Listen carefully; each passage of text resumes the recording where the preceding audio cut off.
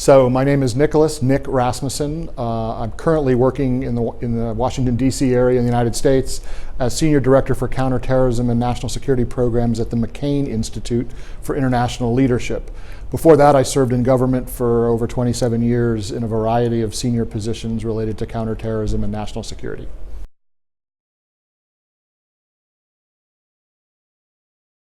Well, narrowly speaking, on the terrorism front, which was my direct area of responsibility, the emergence in the United States of concern about domestic terrorism has been a feature of the last 12 months. In terrorism of the sort tied not to the Islamic State or Al-Qaeda or some sort of Islamist ideology, but instead terrorism tied to other forms of hate, whether that's white supremacy or anti-Semitism or other hate-based ideologies. And that has been an increasing feature of the landscape in the United States.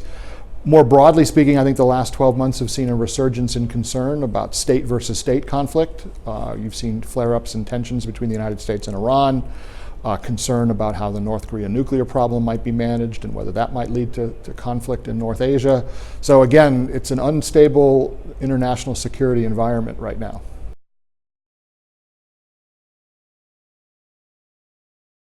Yeah, I find it hard to isolate any one. I think it's one of the challenges of government service is that you don't have the luxury of a single priority or a chance to say this is the only thing or the most important thing we worry about.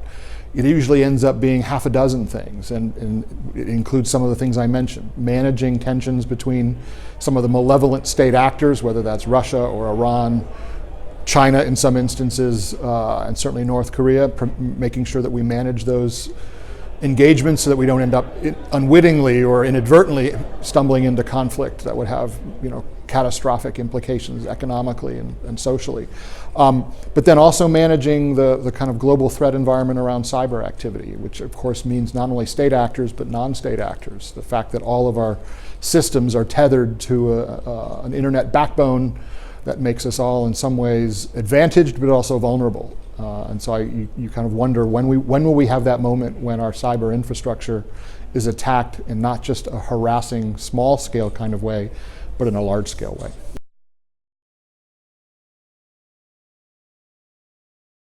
I think some of the work that has been done to relax restrictions on information and intelligence sharing has been positive, and I think that was driven in large part by necessity. I'll give you an example.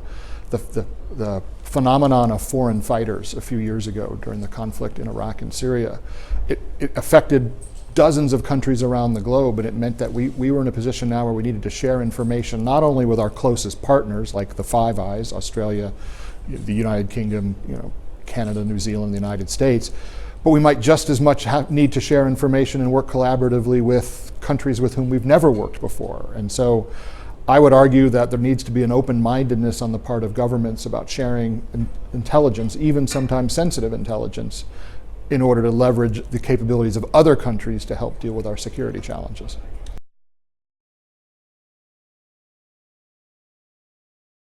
Well, in many ways, the private sector will remain the engine of innovation for government. Most of our hard problems in government, if there is a solution, it's probably a solution that involves a technology or a capability developed by some company outside of government. And so in my mind, we need to do whatever we can to lower the barriers to collaboration between government and industry. And that's not always easy.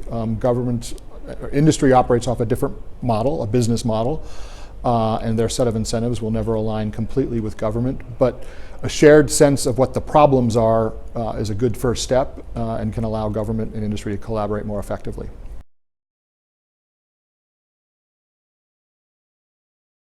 Just getting into the day, but it's clearly a terrific gathering of professionals from across government and industry at all levels. And I think that's what's exciting about it, is that it includes people with direct responsibility for these difficult security issues inside and outside of government, and in a place where the format is such that you can have a very candid and open and honest conversation. And so that's a unique and welcome opportunity, and it's a thrill to be in Canberra to be part of it.